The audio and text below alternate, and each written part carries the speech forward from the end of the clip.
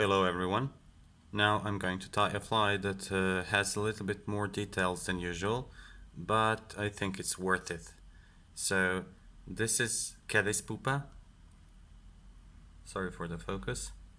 This is Caddis Pupa. It has like 3 or 4 materials in it, and let's start tying.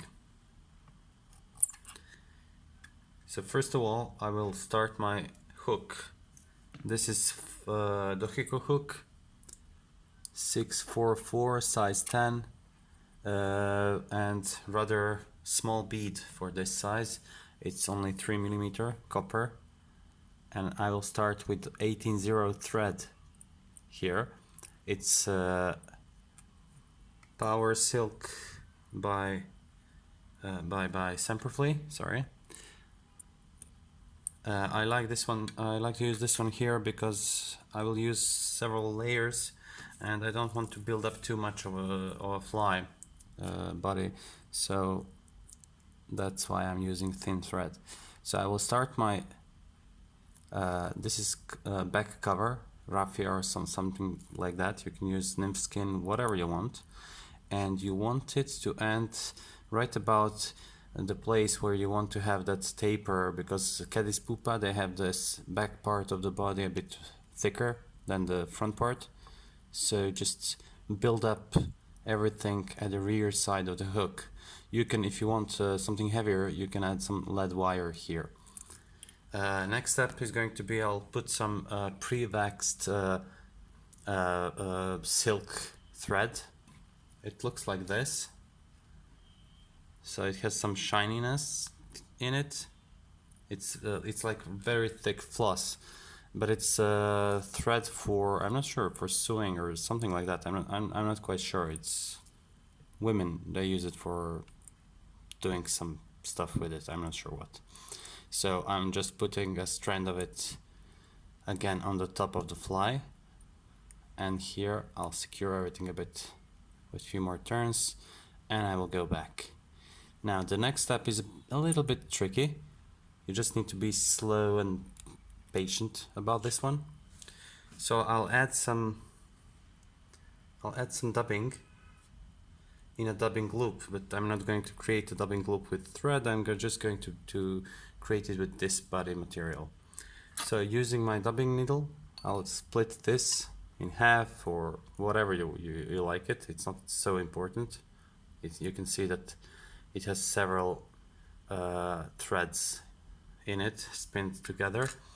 So, okay, I'll try to put some dubbing, squirrel mix with UV, and I'll just put it inside and twist it with my hands, not using any tools now. You don't need to use much dubbing, so I'll just spread it around, pinch it with the thread, and spin everything together. Okay, now when I think I can cover the whole body with this, I will just spin everything. I will remove a bit of this here. This is more than enough, but I will remove everything what's left. So spin everything,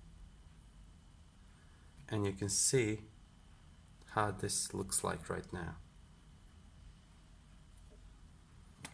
Now, keeping the tension, spin this 2 times around your hook. This is 1, and this is number 2. Keeping tight turns. Sorry for this. Just transfer this raffia material over the back and adjust the width of that material. Now spin everything together again, just spin it. Okay, 1, 2, now I'll do 3, this is it, and then next time I will just catch it with this silk. Okay, now you can see the segmented body is starting to appear. So 1, 2 and 3, and that will leave us more or less enough room for thorax part there. So you can see like it has nice coloration, contrast, everything that one fly should have, I guess. So I'll untwist this a little bit now. I want to make it a little bit thinner here. Okay. Catch everything and remove only the silk part.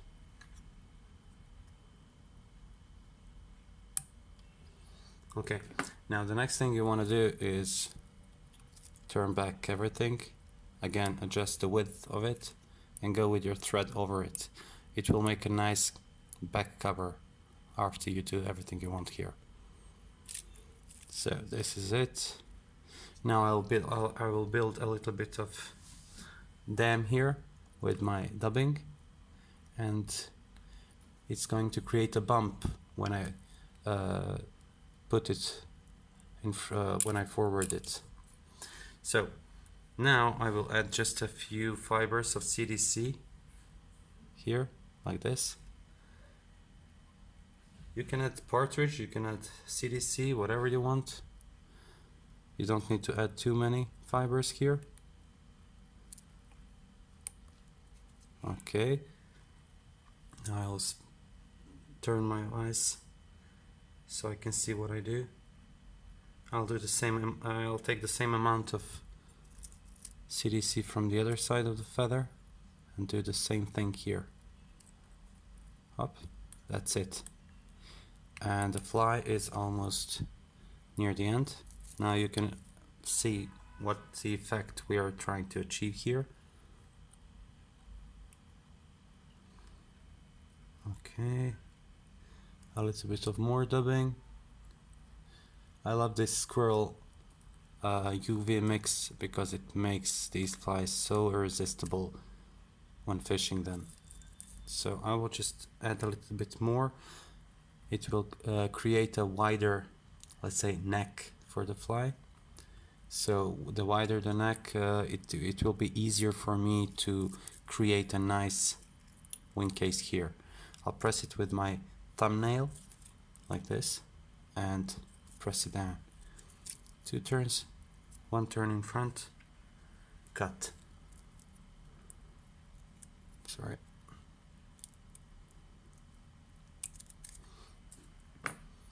Now I will go a few turns over it with my thread and whip finish the fly, and there is only one more step left to finish off the whole fly.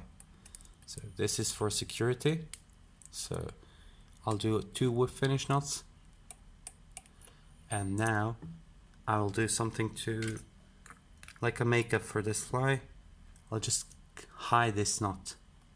So put just a little bit of dubbing, like enough for 2 or 3 turns around the hook, and whip finish it with dubbing on it like this. When you finish that, your fly is done. You can go to the river, you can fish it. So now I will show you how this fly looks like when it's wet, and for that I'll just make some photos. It's easier to see how it looks in the water. So thank you very much for watching. If you liked this video, please give it a like and subscribe, and see you next time.